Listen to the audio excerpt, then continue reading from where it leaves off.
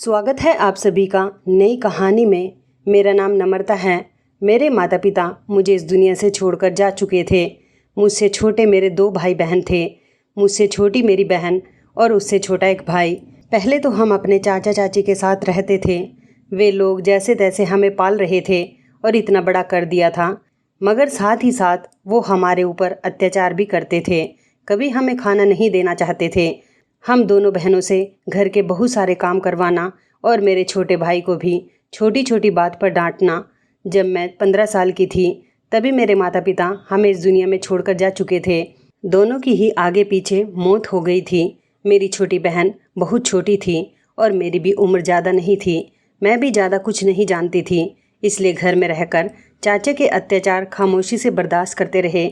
जैसा चाचा कहते थे हम दोनों भाई बहन वैसा ही करते थे। लेकिन अब मेरी उम्र 20 साल हो गई। मैंने इंटर किया हुआ था, क्योंकि थोड़ा बहुत तो मैं अपने मम्मी पापा के सामने ही पढ़ चुकी थी। मैंने अपनी पढ़ाई को बंद नहीं किया था। मैंने जिद करके इंटर पास किया था क्योंकि मैं पढ़ना चाहती थी और मैंने अपने चाचा चाची से कहा कि मुझे पढ़ने से कोई नहीं रोक सकता। वो लोग मेरी जिद के आगे मजबूर हो गए थे, मगर पढ़ाई के दौरान मुझे घर के भी सारे कामकाज करने होते थे। जैसे तैसे वक्त गुजर गया और मेरा इंटर कंप्लीट हो गया था। अब हम लोगों के साथ चाची बहुत बुरा बिहेव रखने लगी थी। मेरी उम्र 20 साल, मेरी छोटी बहन की उम्र 15 साल और छोटे भाई की उम्र 13 साल थी। हम लोग काफ़ी बड़े हो गए थे और मैंने सोच लिया था कि अब मैं अपने चाचा चाची के अत्याचार को और ज़्यादा बर्दाश्त नहीं करूँगी। वो लोग हमें कड़वी कड़वी बातें कहते रहते थे और हम खामोशी से सुनते रहते थे। जब मेरे मम्मी पापा जिंदा थे तब हम सब लोग एक साथ जॉइंट फैमिली में रहते थे। तब हमारे दादा दादी भी थे, मगर दादा दादी भी परलोक सिधार गए और मेरे मम्मी पापा भी नहीं रहे, तो चाचा चाची का पूरे घर में राज चलने लगा था। हमारी एक बुआ भी थी जो कि दूसरे शहर में रहती थी और हमसे बहुत प्यार करती थी। चाचा चाची उनसे दिखावा करते थे कि वह हम तीनों भाई बहन से बहुत प्यार करते हैं, मगर सच तो ये था कि वो कभी हमसे ढंग से बात तक नहीं करते थे। इस घर में रहते हुए कभी हम तीनों भाई बहन ने ताज़ा खाना नहीं खाया था। हमें हमेशा बासी खाना दिया जाता था। चाची हम तीनों भाई बहन को किसी भी तरह से घर से बाहर निकालना चाहती थी, इसलिए किसी न किसी बात पर मुझसे या फिर मेरी छोटी बहन से लड़ती रहती थी। मगर मैं अब बड़ी और समझदार हो गई थी, इसलिए उनकी बातें नहीं सुन सकती थी। मैंने बुआ को फ़ोन करके सब कुछ बता दिया था कि चाची हमारे साथ किस तरह का बिहेव करती हैं और अब हम तीनों में ही इतनी हिम्मत नहीं है कि हम उनकी बातों को बर्दाश्त कर सके। चाचा का सिर्फ एक ही बेटा था जो अभी सिर्फ 10 साल का था और स्कूल में पढ़ने के लिए जाता था। वो उसको बहुत प्यार से रखते थे। हम भी उसको अपना ही भाई मानते थे, मगर चाची हमें अपने बेटे से बातचीत नहीं करने देती थी। बुआ को जब इन सारी बातों का पता चला तो वह घर आ गई थी और इस तरह उन्होंने घर में हंगामा कर दिया। वो मेरे पापा मतलब अपने बड़े भैया से बहुत प्यार करती थी, इसलिए उन्होंने अपने बड़े भाई का हिस्सा हम तीनों भाई बहन को दिलवा दिया था। चाचा चाची जबकि पूरे घर को हड़प कर लेना चाहते थे, लेकिन बुआ जी के आ जाने की वजह से उनकी सारी प्लानिंग चौपट हो गई थी। हम इस घर में नहीं रहना चाहते थे, इसलिए हमने पैसों की डिमांड की थी। चाचा ने हमें मेरे पापा के हिस्से के पैसे दे दिए थे। इस तरह बुआ जी ने भी हमें हिस्से के पैसों का एक मकान दिलवा दिया था, जो छोटा जरूर था मगर हम तीनों भाई बहन के लिए काफ़ी था। हम यहाँ पर अपनी मर्जी के मुताबिक रहना चाहते थे, क्योंकि कभी भी हम चाचा चाची के घर में खुश और सुकून से नहीं रहे थे। अब हमें खुशी थी कि हम अपने अलग घर में आ गए थे, इसलिए अपने मुताबिक ज़िंदगी जिएंगे। मगर यहाँ आने के बाद एक नई परेशानी निकल आई थी। पहले तो हम रूखी सूखी जैसी भी खाते थे, चाचा के पैसों की कमाई खा रहे थे, लेकिन अब यहाँ हम भले ही अलग घर में रह रहे हैं, अब हमें यहाँ खिलाने के लिए पैसे कौन देगा और खाना कहाँ से आएगा। मेरी कुछ समझ नहीं आ रहा था कि अब ये सब कुछ कैसे किया जाएगा, इसलिए मैंने फ़ैसला कर लिया था कि मैं कहीं पर नौकरी करूँगी। मैं इंटर पास थी, मुझे किसी भी स्कूल में आसानी से नौकरी मिल जाती। मैंने अपने स्कूल के ही जान पहचान वाले दोस्त के थ्रू एक स्कूल में नौकरी करना शुरू कर दिया था, मगर वहाँ मुझे सैलरी ज़्यादा नहीं मिल रही थी। 1 महीने में इतने पैसे भी नहीं आते थे कि हम तीनों भाई बहन का गुजारा हो सके। मैंने अपने छोटे भाई का स्कूल में एडमिशन करवा दिया था। छोटी बहन घर में रहकर घर के कामकाज किया करती थी। उसको कम उम्र से ही घर के काम अच्छे से आते थे। जिस तरह चाची ने मुझे घर के काम में घेर दिया था, इसी तरह मेरी बहन को भी घर के काम ने घेर कर रख दिया था। अपनी बहन को तो मैं खुद पढ़ाया करती थी। मैं नहीं चाहती थी कि मेरी बहन अनपढ़ रहे। मुझे अपने भाई की भी स्कूल की फ़ीस देनी होती थी और फिर उसकी कॉपी किताबों का खर्चा। सबसे ज़्यादा पैसे तो मेरे भाई की ही फ़ीस में जा रहे थे। घर में कुछ बचता ही नहीं था। मुझे मेरी फ्रेंड ने सलाह दी कि मुझे कहीं और नौकरी के लिए ट्राई करना चाहिए। टीचिंग ना करके तुम अगर किसी कंपनी में नौकरी करना चाहो तो तुम्हें ज़्यादा पैसे मिलेंगे। मगर एक प्रॉब्लम ये थी कि मैं इंटर से ज़्यादा पढ़ी हुई नहीं थी। मेरी फ्रेंड ने कहा कि फिर भी तुम एक बार ट्राई करके तो देखो, लक अगर कहीं चल जाए तो ज़िंदगी बदल कर रख देता है। इसलिए अपनी फ्रेंड के मुताबिक मैंने किसी कंपनी में नौकरी करने के बारे में सोच लिया था। वैसे तो मैं शुरू से ही अच्छे नंबर से पास होती थी क्योंकि मुझे पढ़ने की बहुत लगन थी। अगर मैं आगे और बढ़ती तो शायद मुझे आसानी से कहीं भी नौकरी मिल जाती। मगर क्या कर सकते हैं, चाचा चाची ने इतना कर दिया था, वही मेरे लिए बहुत था। अब मुझे कुछ भी करके कहीं और नौकरी की तलाश करनी थी। मगर कहाँ, मैंने शहर की हर अच्छी कंपनी में नौकरी के लिए इंटरव्यू देने शुरू कर दिए थे। मैंने नौकरी की तलाश में सब कुछ कर लिया था, मगर मुझे कहीं भी अच्छी कंपनी में नौकरी नहीं मिल पा रही थी। मैं बहुत मायूस हो गई थी। मेरे बहन भाई मुझे हमेशा समझाते थे कि दीदी परेशान मत हो, भगवान कोई ना कोई सोल्यूशन ज़रूर निकाल देंगे और वैसे भी सब्र का फल हमेशा मीठा होता है। आपको मायूस नहीं होना चाहिए। आप तो हमारी बहुत हिम्मत वाली बहन हो। अगर आपने हिम्मत तोड़ दी तो हम दोनों भाई बहन का क्या होगा। हम गरीबों के पास सिर्फ भगवान पर भरोसा रखने के अलावा कुछ नहीं था। मेरे भाई बहन का साथ और प्यार मेरे साथ था।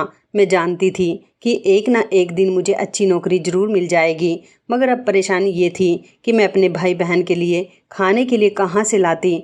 घर खरीदने के बाद मेरे पास पैसे ख़त्म हो चुके थे। मैंने फिर भी अपने लिए कोशिश जारी रखी थी। बुआ जी ने कॉल पर हालचाल पूछे थे तो मैंने उन्हें घर की परेशानी के बारे में सब कुछ बता दिया था। वो हमेशा हमारा साथ दिया करती थी। उन्होंने मुझे कुछ पैसे सेंड कर दिए थे। उनके दिए गए पैसों से कुछ दिन हमारा गुजारा हो गया था। मैं चाहती थी कि मेरी बहन भाई पढ़ लिख कर कुछ कामयाब बन जाए और अब हमारी ज़िंदगी भी आसान हो जाए। मगर चाचा चाची के घर से निकलने के बाद तो हमारी ज़िंदगी और ज़्यादा मुश्किल हो गई थी। एक दिन मुझे मेरी दोस्त की कॉल आई और उसने बताया कि तुम्हारे लिए कंपनी में नौकरी है, वहाँ पर तुम्हारा इंटरव्यू है, कल चली जाना। मेरी दोस्त ने अपने हिसाब से वहाँ पर मेरे लिए बात कर ली थी, इसलिए मैं अपनी दोस्त के कहने के मुताबिक अगले ही दिन इंटरव्यू के लिए जाने लगी थी। तभी अचानक बुआ जी की कॉल आ गई। मैंने बुआ जी को बताया कि आज मेरा इंटरव्यू है, आप मेरे लिए प्रार्थना करना कि मेरी नौकरी पक्की हो जाए, मैं कामयाब हो जाऊं। बुआ जी ने मुझे कॉल पर बहुत आशीर्वाद दिया था। मैं अपने डॉक्यूमेंट्स लेकर घर से निकल गई थी क्योंकि मुझे बस से जाना था। इसलिए मैं बस स्टॉप के पास जाकर बस के आने का इंतज़ार करने लगी। मोबाइल में टाइम देखा तो इंटरव्यू शुरू होने में सिर्फ आधा घंटा रह गया था और मुझे जाना भी काफ़ी दूर था। मैं परेशान होते हुए इधर उधर देखने लगी कि अचानक मेरी नज़र मेरी बचपन की सहेली राखी पर पड़ गई। राखी अपनी स्कूटी से कहीं जा रही थी। मैंने जल्दी से राखी को आवाज़ लगाई और उसे बताया कि मेरे पास टाइम बहुत कम है, क्या तुम मुझे इस एड्रेस पर पहुंचा सकती हो। राखी ने कहा कि अच्छा ठीक है, मैं तुम्हें यहाँ पर छोड़ दूंगी, लेकिन मुझे जल्दी ही अपने घर पहुँचना है। मैंने उसे कहा कि प्लीज़ आज तुम मेरी मदद कर दो, मुझे आज तुम्हारी मदद की बहुत ज़रूरत है।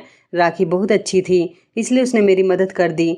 मैं जल्दी से उसके साथ बैठ गई और उससे कहा कि थैंक यू, तुम्हारी बड़ी मेहरबानी होगी।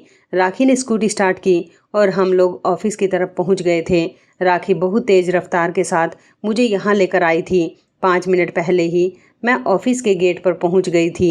मुझसे पहले भी वहाँ पर काफ़ी सारे लोग इंटरव्यू दे चुके थे और इंटरव्यू देने के लिए अभी एक लड़का और एक लड़की वहाँ पर बैठे हुए थे। इन दोनों के बाद मेरा नंबर आने वाला था। मैंने गहरी सांस भरी और सोचा कि मैं बिल्कुल सही टाइम पर आ गई हूँ। आज राखी ने मेरी बहुत मदद कर दी थी, भगवान उसका भला करे, नहीं तो मैं लेट हो जाती और मेरा इंटरव्यू भी देर से होता। आज पहले ही दिन मेरी यहाँ पर इंसल्ट हो जानी थी और फिर शायद मुझे नौकरी भी नहीं मिलती।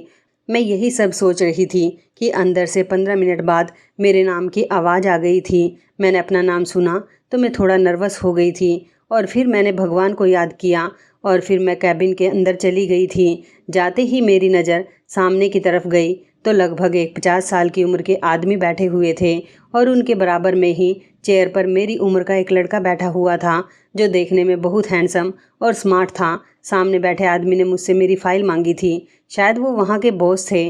मेरी फ़ाइल खोलते हुए वो मुझसे कुछ सवाल करने लगे। उन्होंने जब मेरे डॉक्यूमेंट चेक किए तो वो कहने लगे, तुमने सिर्फ इंटर किया हुआ है, लेकिन हमारे यहाँ नौकरी के लिए पढ़े लिखे लोगों की ज़रूरत है। उनकी बात सुनकर मैं हैरान हुई थी, बल्कि शर्मिंदा भी हो रही थी। मैंने उनको सच सच बता दिया था कि मेरी पढ़ाई किस वजह से रुक गई थी, क्योंकि मैं झूठ नहीं बोलती थी। मैं झूठ बोलकर किसी को धोखे में रखने वालों में से नहीं थी, जबकि सच बोलकर मैं अपना किनारा कर लिया करती थी। मेरी सारी बातें सुनने के बाद और मेरे डॉक्यूमेंट चेक करने के बाद सर ने साथ बैठे उस लड़के को मेरे डॉक्यूमेंट्स थमा दिए थे। उसने एक नज़र मेरे डॉक्यूमेंट्स की तरफ देखा और फिर मेरी तरफ देखकर मुस्कुराने लगा। मैं उसकी इन हरकतों से बेहद कंफ्यूज हो रही थी। इसी घबराहट में मैं उस लड़के और उनके सामने बैठे हुए सर को देखे जा रही थी और मन ही मन बार बार यही प्रार्थना कर रही थी कि ये लोग मुझे जॉब दे दें।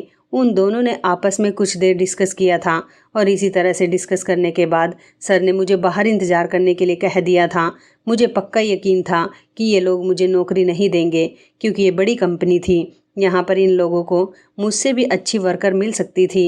मेरी भले ही एजुकेशन ज़्यादा नहीं थी, मगर मैं बहुत टैलेंटेड और इंटेलिजेंट लड़की थी। हमारे स्कूल में कंप्यूटर भी सिखाया जाता था, इसलिए मुझे कंप्यूटर चलाना भी आता था।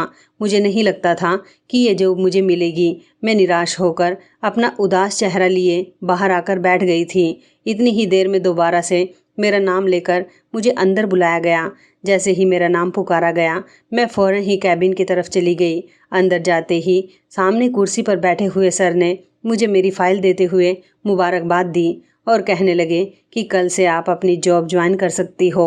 सर का इतना कहना था कि मेरी खुशी का कुछ ठिकाना ही नहीं रहा। मैं तो समझो खुशी से पागल भी हो गई थी, क्योंकि ये मेरे लिए बहुत बड़ी खुशी की बात थी। इतनी बड़ी कंपनी में नौकरी करना मेरी खुशकिस्मती थी। मैंने सर को थैंक यू कहते हुए उस लड़के के चेहरे पर भी ध्यान दिया था। वो अपने मोबाइल में शायद कुछ कर रहा था।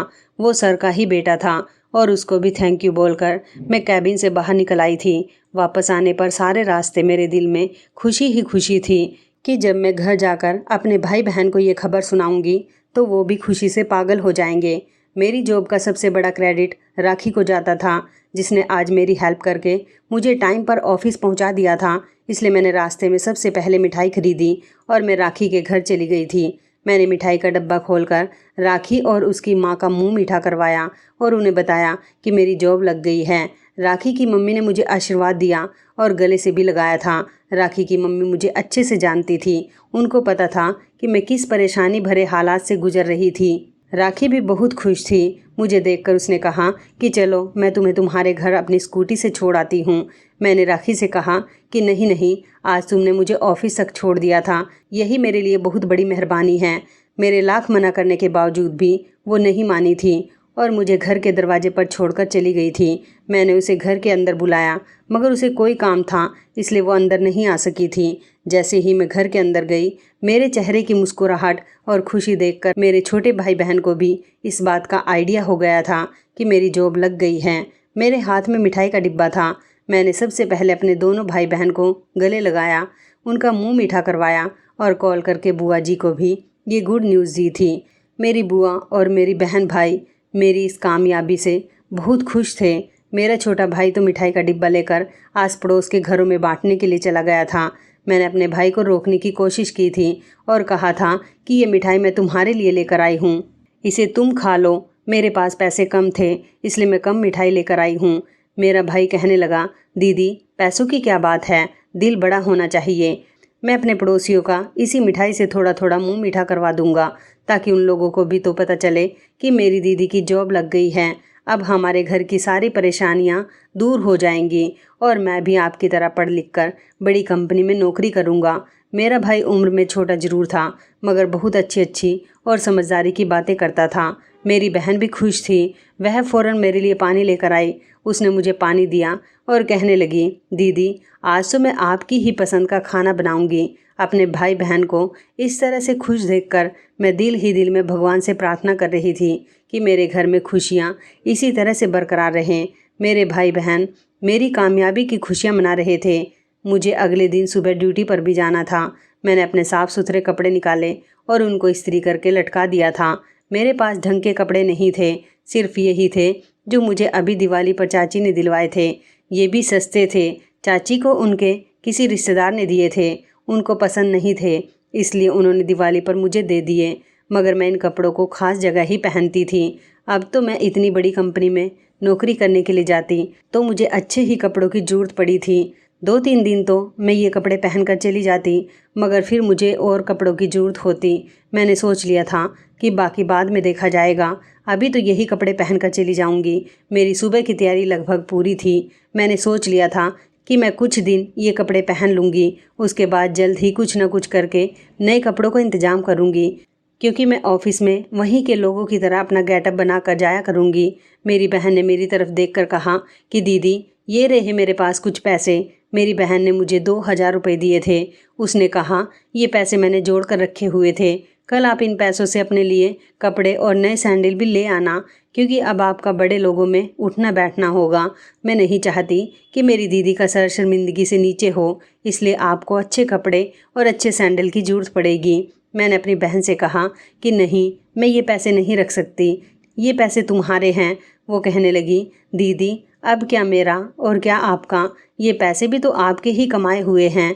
जब आप मुझे मेरे खर्चे के लिए पैसे दिया करते थे तो मैं उनमें से पैसे जोड़ लिया करती थी। इस तरह मैंने 2000 रुपये जोड़ लिए थे। अभी बस मेरे पास इतने ही हैं। मैंने अपनी बहन से कहा कि तुम जैसी बहन भगवान सबको दे, तुम्हें मेरा कितना ख्याल है, तुम फिक्र मत करो। मेरी जैसे ही पहली सैलरी आएगी मैं तुम्हें तुम्हारे पैसे वापस लौटा दूंगी। मेरी बहन ने कहा कि दीदी, ये पैसे तो हम सबके हैं, आपको पैसों की फ़िक्र करने की कोई ज़रूरत नहीं है। आप आराम से अपनी जॉब पर ध्यान दो। मुझे सुबह ऑफिस के लिए जल्दी उठना था, क्योंकि मेरे पास कोई सवारी नहीं थी और मुझे बस से ही ऑफिस जाना था, इसलिए मैं 1 घंटे पहले ही घर से निकलना चाहती थी। आज तो मुझे जैसे तैसे राखी ने पहुंचा दिया था, मगर मैं उसकी बार बार तो हेल्प नहीं ले सकती थी। सारी रात मुझे खुशी की वजह से नींद नहीं आ रही थी। मैं अपने बिस्तर पर लेटकर कल के बारे में सोचने लगी कि ऑफिस में ना जाने क्या होगा और मुझे कैसे कैसे काम दिए जाएंगे। सोचते सोचते न जाने मेरी आँख कब लग गई, मुझे कुछ पता ही नहीं चला।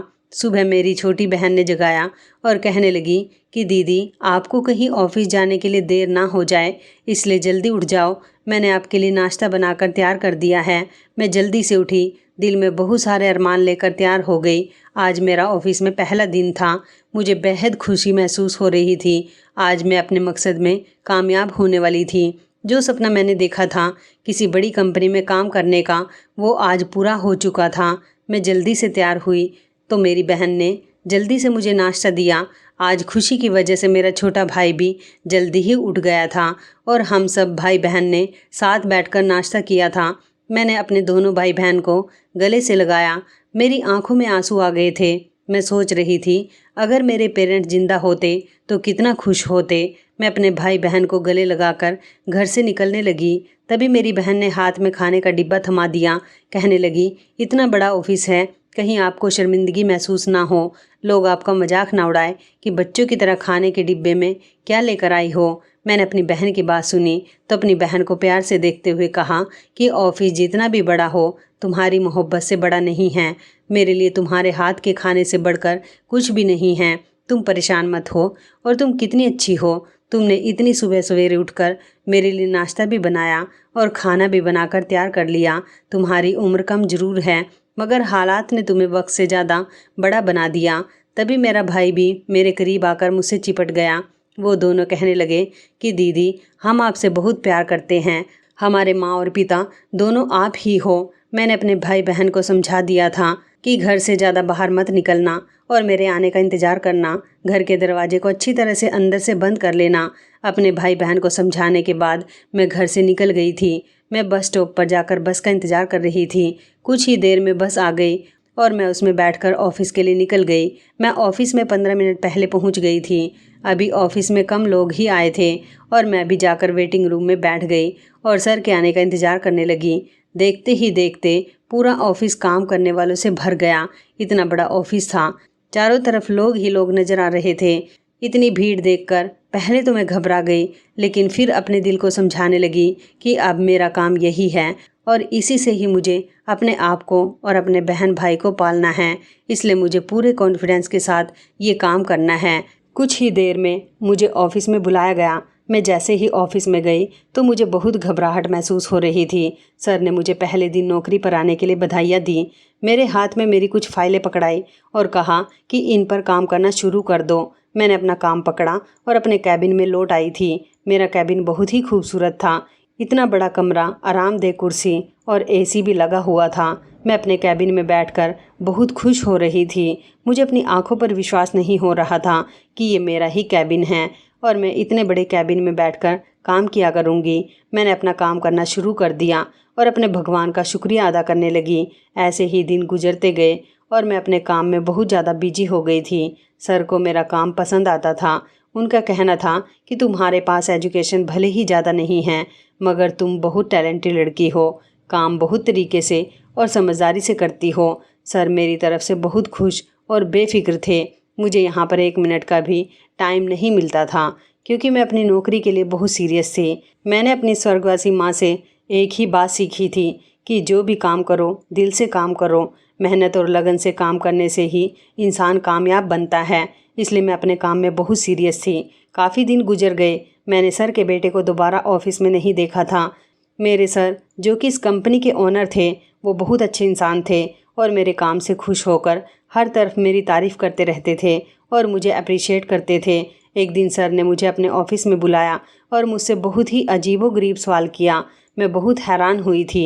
उनका चेहरा देखते हुए मैंने जवाब दिया। सर ने मुझसे पूछा, क्या तुम शादीशुदा हो? मैंने इनकार करते हुए सर हिला दिया। सर मुस्कुराए और कहने लगे, कहीं तुम्हारा रिश्ता तो नहीं लग गया या फिर तुम्हारी एंगेजमेंट हो गई हो? सर की आंखों में एक शर्त थी।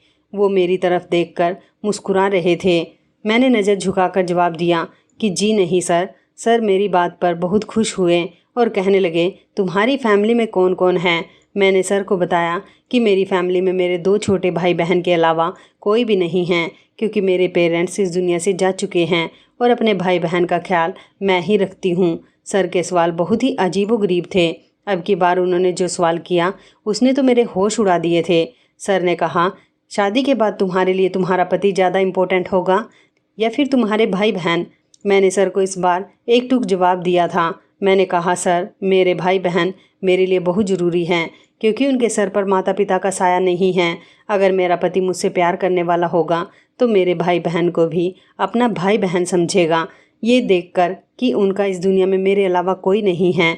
और रही मेरी बात, तो जितना हक एक पत्नी का पति पर होता है, मैं उसके सारे हक अदा करूँगी और जितना हक एक बहन का अपने भाई बहन के लिए होता है, मैं वो सब भी अदा करूँगी। मैं किसी भी रिश्ते में कोई कमी नहीं करना चाहती, क्योंकि मैं एक ऐसी लड़की हूँ जो हर रिश्ते को दिल से निभाती है। मेरा इतना कॉन्फिडेंस देखकर सर बहुत खुश हुए थे और मुझसे कहने लगे कि मैं तुम्हारे जवाब से बहुत इम्प्रेस हुआ हूँ। क्या तुम्हारा ऐसा कोई रिश्तेदार है जो तुमसे बड़ा हो और जो तुम्हारा रखवाला भी हो? मैंने सर को बताया था कि वैसे तो हमारा इस दुनिया में कोई नहीं है, लेकिन मेरी एक बुआ जी हैं जिनसे हम बहुत प्यार करते हैं और वो भी हमेशा हमें अपने बच्चों की तरह प्यार करती हैं। दूसरे शहर में रहती हैं, लेकिन कभी कभी हमसे मिलने के लिए आ जाती हैं। सर ने कहा, तो फिर मैं कब आऊँ तुम्हारी बुआ से मिलने के लिए? मेरे लिए ये बहुत हैरान कर देने वाली बात थी, क्योंकि इतनी बड़ी कंपनी का मालिक जो हम जैसे लोगों से मिलना तो दूर की बात करना भी पसंद नहीं करे, वो मेरी बुआ से मिलना चाहता था। सर से मिलकर मुझे इस बात का यकीन तो हो गया था कि सर को अपनी दौलत का, रुतबे का कोई घमंड नहीं था। सर अपने सब वर्कर्स के साथ बहुत अच्छे से पेश आते थे। अब मैं रोज़ ऑफिस आती तो सर मुझसे एक ही सवाल करते थे, नम्रता तुम मुझे कब अपनी बुआ से मिलवा रही हो? मैं तुम्हारी बुआ से मिलना चाहता हूँ और मिलकर उनसे तुम्हारे बारे में कुछ बात करना चाहता हूँ। मैंने सर से मुस्कुराकर कहा था कि बहुत जल्द मैं आपकी मुलाकात उनसे करवा दूंगी। सर ने कहा, तुम एक काम करो, अपनी बुआ को लेकर कल हमारे घर डिनर पर आ जाओ। मेरी पत्नी तुम्हारी बुआ को देखकर खुश हो जाएगी। सर की बात मुझे कुछ समझ नहीं आई थी। सर ने कहा था कि ये मेरा ऑर्डर है, कल तुम्हें अपने भाई बहन और बुआ को लेकर मेरे घर डिनर पर ज़रूर आना है। मैं खुश हो गई थी। मुझे लग रहा था कि मेरी काबिलियत और मेरे काम की वजह से सर मुझसे इम्प्रेस हुए हैं, इसलिए सर ने मुझे और मेरी फैमिली को इनवाइट किया है। लेकिन यहाँ तो मामला ही कुछ और था। मैं अपनी बुआ और अपने छोटे भाई बहन के साथ सर के घर चली गई थी। मैं जैसे ही सर के घर पहुँची तो सर का घर बहुत खूबसूरत था, बिल्कुल किसी महल के जैसा। सर के घर की दीवार पर उनके बेटे की फ़ोटो लटकी हुई थी। ये वो ही था जिसको मैंने इंटरव्यू के दौरान देखा था। मैं सबको लेकर वेटिंग रूम में बैठ गई थी।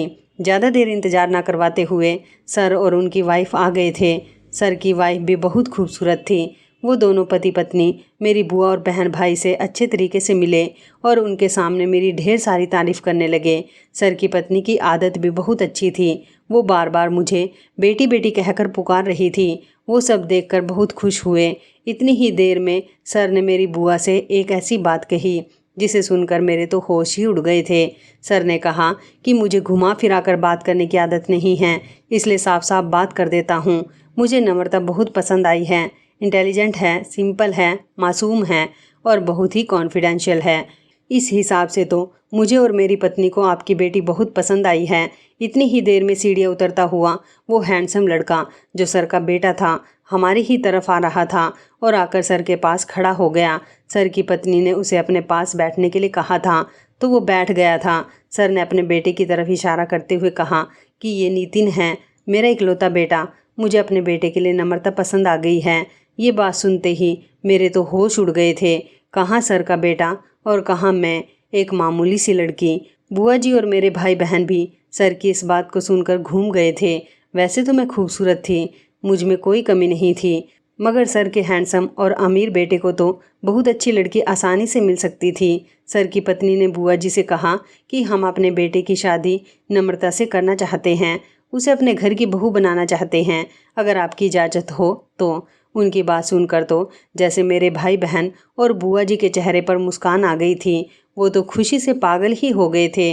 लेकिन मेरी मर्जी जाने बिना बुआ जी इस रिश्ते के लिए हाँ नहीं कर सकती थी, इसलिए उन्होंने सर से कुछ समय मांग लिया था। उन्होंने कहा था कि हमें आज ही जवाब चाहिए, इसलिए वो तीनों वहाँ से चले गए थे ताकि हम लोग आपस में डिस्कस कर सकें।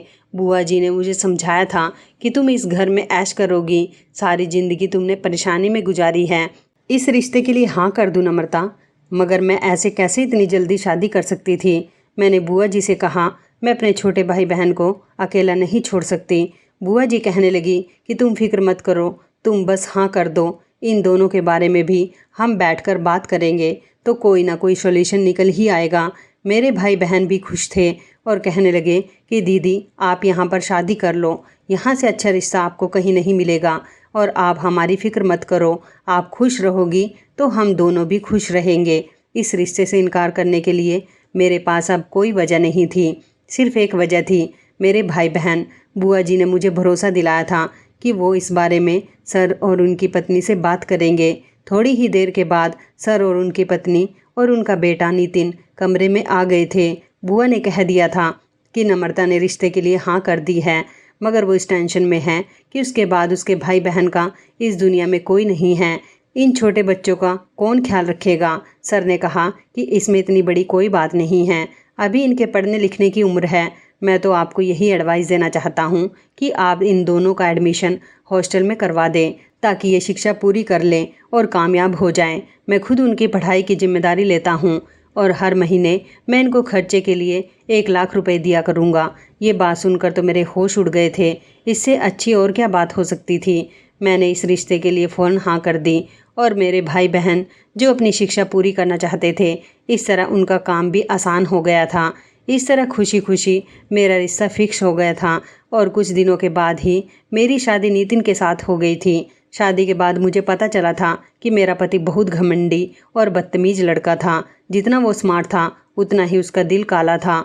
वो मुझे खुद से नीचा समझता था, बात बात पर मुझे डांटता था और ये जाहिर करता था कि मैं एक गरीब लड़की थी। उसके माता पिता ने मुझ पर एहसान करके उसकी पत्नी बना दिया और इस घर में उसकी पत्नी के रूप में बहू बना दिया। उसे मेरा कोई भी काम पसंद नहीं आता था। वो मुझे बिल्कुल नौकरानियों की तरह ट्रीट करता था। मेरी अब समझ आ गया कि उसके माता पिता ने मेरी शादी उसके साथ क्यों करवाई थी, जबकि वो तो एक अच्छी लड़की डिजर्व करता था। कभी वो मुझे अपने दोस्तों के सामने बुलाकर जलील करता कि देखो ये रही मेरी पत्नी जो एक गरीब परिवार की है, मेरे और मेरे पापा की बदौलत है जो आज इस घर में रह रही है उसके दोस्त मेरा खूब मजाक उड़ाते थे और कभी नौकरों के सामने मेरी इंसल्ट करता कि तुम लोग इससे भी काम करवाया करो, ये भी इस घर की नौकरानी ही है।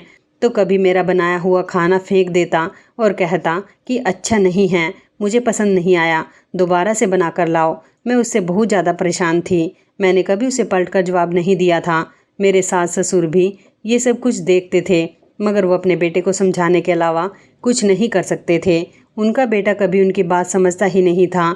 मैं उससे बहुत ज़्यादा तंग आ गई थी, क्योंकि अब तो वो मेरे ऊपर हाथ भी उठाने लगा था। मुझे कमरे में बंद कर दिया करता था और मैं रोती रहती, चिल्लाती रहती थी। ज़बरदस्ती वो मुझे परेशान करता था। मुझे परेशान करने का तो वो कोई बहाना नहीं छोड़ता था। एक दिन मैंने फैसला कर लिया था कि मुझे उनकी ये दौलत नहीं चाहिए और उनका कोई एहसान भी नहीं चाहिए। इसलिए मैं इस घर को छोड़कर जा रही हूँ, क्योंकि मैं ये सब कुछ बर्दाश्त नहीं कर सकती थी। एक पागल और सर फिरे इंसान के साथ मैं सारी ज़िंदगी नहीं गुजार सकती थी। मैंने अपने सास ससुर से कह दिया था कि आपकी दौलत आपको मुबारक हो, मैं इस घर को छोड़कर जा रही हूँ और आपको अब मेरे भाई बहन को भी पैसे भेजने की ज़रूरत नहीं है। मैं अपने घर जा रही हूँ और अपने भाई बहन को भी वहीं पर बुला लूँगी। मेरे सास ससुर मुझे रोकने की कोशिश कर रहे थे। उनका कहना था कि उनका बेटा सरफिरा है, उसे दौलत का घमंड है, इसलिए वो गरीब को कुछ नहीं समझता और ये बात उनके सारे रिश्तेदार भी जानते हैं। उनके बेटे को कोई लड़की देने के लिए तैयार नहीं था। उन्होंने मेरी शादी अपने बेटे के साथ इसलिए करवाई थी ताकि उनके बेटे को मैं सुधार दूं, क्योंकि मैंने अपने घर की सारी जिम्मेदारियों का बोझ उठाया हुआ था। तो उन्हें यही लगता था कि मैं उनके बिगड़े हुए बेटे का भी बोझ उठा लूँगी, मगर उसकी हरकतें कुछ ज़्यादा ही ख़राब थी। वो मुझे अपनी पत्नी एक्सेप्ट नहीं कर पाया था। तो फिर उन्होंने कैसे सोच लिया कि मैं उसके साथ सारी ज़िंदगी इस तरह गुजार दूंगी और उसको सुधार दूंगी। जो लड़का अपने माता पिता की बात नहीं सुनता, वो मुझ जैसे गरीब लड़की की बात कैसे सुन सकता था, जो खुद गरीबों से नफरत करता था। अपने सास ससुर के कहने पर मैं इस घर में रुक गई थी, मगर मैंने फैसला कर लिया था कि मैं जल्दी यहाँ से चली जाऊँगी। उनका कहना था कि मैं उनके बेटे को मौका दूँ, शायद वो धीरे धीरे खुद ही ठीक हो जाएगा। इसलिए मैं उनके कहने के मुताबिक घर में ठहर गई थी। एक दिन मेरे पति ने मुझे मारने का प्लान बनाया था। वो मुझसे किसी तरह छुटकारा पाना चाहता था। उसने मुझसे शादी अपने माता पिता के कहने पर ही की थी। वो मुझे कोई पसंद नहीं करता था और ना ही उसे मुझ में कोई इंटरेस्ट था। उसके माता पिता ने जिद कर ली थी कि अगर उसने शादी नहीं की तो वो उसे छोड़कर चले जाएंगे और फिर वो अकेला रह जाएगा। बस यही वजह थी कि वह अपनी शादी करने पर मजबूर हो गया था। मगर उसने सोच लिया था कि शादी के बाद वो अपनी पत्नी को इतना परेशान करेगा कि वो खुद ही इस घर से चली जाएगी। वो शादी ही नहीं करना चाहता था। मैं तो गरीब लड़की थी, अगर कोई अमीर लड़की भी होती तब भी वो उसे तंग करता। एक दिन मेरे सास ससुर ने कहा था कि वो अपने किसी रिश्तेदार के यहाँ जा रहे हैं, इसलिए घर में सिर्फ मैं और मेरे पति ही अकेले थे। मैं अपने पति से ज़्यादा बात नहीं करती थी। मेरे पति ने सारे नौकरों को भी छुट्टी पर भेज दिया था। मुझे लगा शायद मेरे सास ससुर ही नौकरों को छुट्टी पर भेज चुके हैं। जिस दिन से मेरी शादी हुई थी मैं घर से बाहर नहीं निकली थी, सारा दिन घर में ही रहती थी। मगर आज मेरा कहीं जाने का बहुत मन कर रहा था। मैंने सोचा क्यों ना मैं अपनी दोस्त राखी से मिलने के लिए चली जाती हूँ। दरअसल मेरे पति ने घर की गैस ऑन कर दी थी ताकि मैं किचन में किसी काम से जाऊँ और घर में आग लग जाए, जिससे मेरी भी मौत हो जाए। मेरा पति गैस ऑन करने के बाद घर से बाहर निकल गया था। मैं तो उसके जाने से पहले ही अपनी दोस्त राखी से मिलने के लिए चली गई थी, इसलिए आज घर में कोई भी मौजूद नहीं था। मेरे पति को ये नहीं पता था कि मैं भी घर से जा चुकी हूँ, क्योंकि मैं उसको बताकर नहीं निकली थी। 2 घंटे के बाद जब मैं अपने घर वापस आई तो मैंने देखा कि घर में भीषण आग लगी हुई है। घर के बाहर बहुत सारे लोग मौजूद हैं, यहाँ तक कि फायर ब्रिगेड भी आग बुझा रही थी। फिर लोगों ने बताया कि अंदर मेरी सास मौजूद है। इस बात को सुनकर मैं हैरान रह गई थी। मैं फ़ौरन ही घर के अंदर गई और जैसे तैसे मैंने अपनी सास को बचाने की कोशिश की। मेरी सास घर के अंदर बेहोश पड़ी हुई थी। मैं उनको लेकर घर से बाहर निकलने की कोशिश कर रही थी। मेरे ससुर भी नहीं थे, सिर्फ बाहर कुछ लोग खड़े हुए थे, जिनमें से कोई भी मदद के लिए आगे नहीं बढ़ रहा था। तभी तो मुझे घर के अंदर जाना पड़ गया था। मैं जैसे तैसे अपनी सास को घर से बाहर निकाल कर लाई थी। मैं भी काफ़ी झुलस चुकी थी। थोड़ी देर के बाद जब मेरे ससुर आए तो उन्होंने हम दोनों को अस्पताल में भर्ती करवाया था। भगवान की कृपा से हम दोनों की जान तो बच गई थी, मगर हम दोनों काफ़ी बुरी तरह से झुलस गए थे और अपनी सास से ज़्यादा मैं झुलसी हुई थी। मुझे इस तरह से झुलसा हुआ देखकर मेरा पति अस्पताल में बहुत शर्मिंदा हुआ था। उसने मेरे आगे हाथ जोड़ लिया और कहने लगा कि मुझे माफ़ कर दो नम्रता, घर में आग मेरी वजह से ही लगी थी। मैंने सोचा मम्मी पापा नहीं हैं, इसलिए आज मौका देखकर मैं तुम्हारी जान ले लेता हूँ। मैंने घर की गैस ऑन कर दी थी और मैं घर से बाहर निकल आया था। मुझे लगा कि तुम घर में ही हो। मैं अपने घर के आसपास से ही घर का नज़ारा देख रहा था। मैं तुम्हें अपनी आंखों से मरता हुआ देखना चाहता था और तभी अचानक मम्मी आई और घर के अंदर चली गई। मैं मम्मी को रोकने के लिए उनके पीछे गया, तभी घर में आग लग गई थी। शायद मम्मी किसी काम से घर आई थी। मैं इतना डर गया था कि मैं अपनी मम्मी को नहीं बचा सका, मगर जब मैंने देखा कि तुम हिम्मत करके मेरी मम्मी को अंदर बचाने के लिए गई हो तो मुझे खुद पर शर्म महसूस होने लगी थी। तुम्हारा बहुत बहुत शुक्रिया, तुमने मेरी माँ की जान बचाई। मैं तुमसे अपनी सारी गलतियों की माफ़ी मांगता हूँ। प्लीज़ मुझे माफ़ कर दो। मैंने तुम्हारे साथ बहुत गलत किया। भगवान मुझे मेरे किए की सज़ा जरूर देगा। मेरा पति हाथ जोड़कर खड़ा हुआ, बहुत शर्मिंदा हो रहा था। उस दिन के बाद से मेरे पति के दिल में मेरे लिए मोहब्बत बढ़ गई थी। उसने मुझे बताया था कि वो एक लड़की से प्यार करता था। वो लड़की गरीब थी और वो उसे बहुत चाहता था, मगर उसने उसे धोखा दिया। तभी से वो गरीब लड़कियों से नफ़रत करने लगा था और वो मेरी शादी अपने साथ हो जाने के बाद अपनी गर्लफ्रेंड का बदला मुझसे निकालना चाहता था। उसका कहना था कि मुझे तुम्हारे अंदर अपनी गर्लफ्रेंड नज़र आती थी, इसलिए मैंने तुम्हारे साथ ऐसा किया था। मैंने उसे माफ़ कर दिया क्योंकि इसमें उसकी भी कोई गलती नहीं थी। शायद हालात ने उसे ऐसा बना दिया था। मेरे सास ससुर ने अपने बेटे पर बहुत गुस्सा किया था। उस दिन के बाद से मेरा पति और सास ससुर मुझसे बहुत प्यार करने लगे थे। मुझे उस घर में बहुत ज़्यादा इज्जत दी गई। मेरा पति पूरी तरह से बदल कर रह गया था। उसने मेरे भाई बहन को भी हमारे ही घर में रहने के लिए बुला लिया था और फिर हम सब अब साथ रहते हैं और एक दूसरे के साथ बहुत खुश रहते हैं। मेरा पति मुझसे बहुत प्यार करता है और वो मुझे अपनी पत्नी मानने पर गर्व करता है। तो इस कहानी के बारे में आपकी क्या राय है, कमेंट करके ज़रूर बताइएगा। दोस्तों, आपको हमारी ये कहानी कैसी लगी, आप हमें कमेंट बॉक्स में ज़रूर बताएं। यदि आपके पास भी ऐसी कोई प्यारी सी कहानी है या फिर ऐसी कोई कहानी जिससे कुछ शिक्षा मिले तो आप हमारे साथ उसको ज़रूर शेयर करें। दोस्तों, यदि आपको हमारी ये वीडियो अच्छी लगे तो आप हमारी इस वीडियो को लाइक शेयर ज़रूर करें और ऐसी ही दिल को छू लेने वाली प्रेरणादायक कहानियाँ सुनने के लिए हमारे चैनल को भी सब्सक्राइब करें। यदि आप हमें फेसबुक पर देख रहे हैं तो आप हमारे फेसबुक पेज को लाइक और फॉलो ज़रूर करें। तो दोस्तों, फिर मिलते हैं ऐसी ही ज़बरदस्त कहानी या टिप्स के साथ नई वीडियो में। तब तक के लिए धन्यवाद। आप सभी अपना ख्याल रखना। आपका दिन शुभ व मंगलमय हो।